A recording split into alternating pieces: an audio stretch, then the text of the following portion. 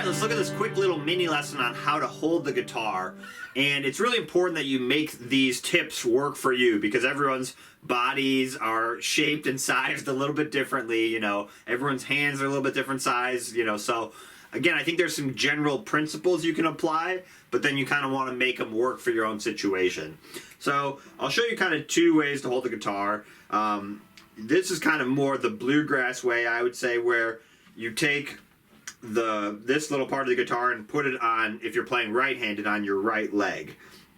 And then I'm holding the guitar back here. This is a dreadnought guitar, so it's a little bigger, you know, and you'll have to, if your guitar's smaller, you know, it'll be slightly different, but basically then I put my arm up here to support the guitar. And kind of what I want is just to find that equilibrium where the guitar neck isn't going like this, and I also don't want to have to be holding the neck of the guitar with my left hand at all. So I'm putting a little bit of pressure right here. I mean, the other thing you can do is, you know, put one of your legs up if that helps. Again, kind of make it work for you, but you should be able to find kind of a balance, putting a little bit of weight on your forearm back here, which will help the guitar from not doing this. And you basically want to find that equilibrium where, again, you can sit without holding the guitar because you need your left hand to be able to move around very easily. We also need our right hand wrist to be really free. Some people plant their hand and do that. I don't do that personally, but a lot of good players do that. But basically, the other thing that supporting up here helps me do is that it kind of gives me a position I can keep my arm, and now I can just use my wrist to strum, which is really handy.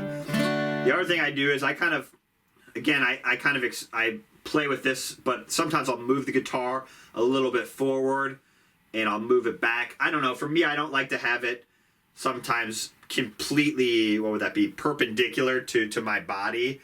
You know, I almost like to have it at a little bit of an angle, which also gives the back of the guitar a little bit of space between your body, which is nice. It'll help the guitar resonate a little bit more.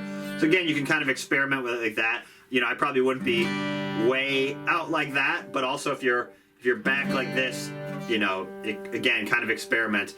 You obviously want to be not stressed or feel like you have a lot of tension when you're holding the guitar, because that's not going to be, you're not going to be able to sustain that. So again, that's my other tip with guitar and left hand and right hand technique, is you want as little tension as possible and you want to get a good sound. So you're always kind of honing your technique based on those two criteria.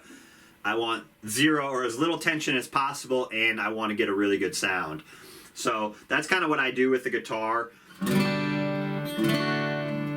just in terms of holding it. The other way, I don't do this, but some classical people do this, and this is harder with a dreadnought. It works easier with a smaller body guitar, but basically you switch legs and you put this now on your left leg, and then you can hold it like this. A lot of classical guitar players do that. I think Jack Lawrence, who used to play with Doc Watson, held the guitar like that. And there's a lot of good players that do that, so I don't know. For me, it doesn't work quite as well. I don't know. It feels like I'm a little bit too far away from the strings, so I like to be a little bit closer. But you can experiment with that. If you're smaller or a young kid, that might be a good way to hold the guitar to start. But most bluegrass guys and gals hold it this way. Okay, so that's how I hold the guitar.